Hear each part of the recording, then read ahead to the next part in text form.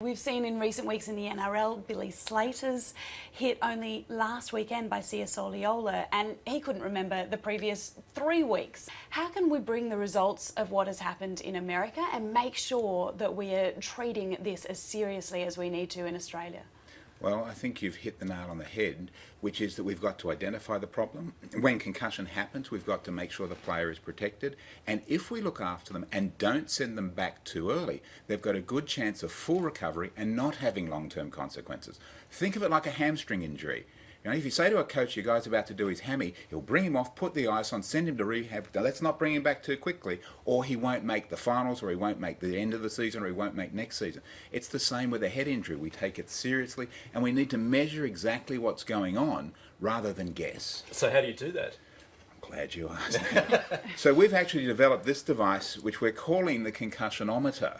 And we call it that because there wasn't one. We used memory tests, balance tests, we asked players how they were feeling, and of course if they wanted to play, they were motivated to tell you what you wanted to hear.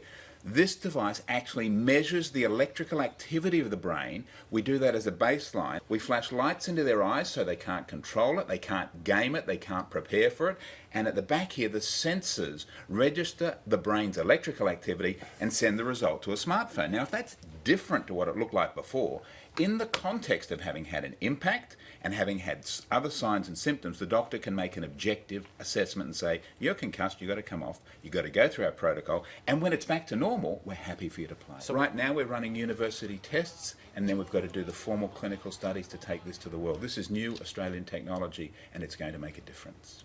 We know, Adrian, about the impact of the big hits that we see, like that one that we've just seen on Billy Slater. What do we know about the cumulative impact of the smaller everyday hits, heading a ball in soccer, each and every tackle that we see in an NRL game? Now, you're absolutely right, and the answer is we don't know enough because we haven't been measuring it.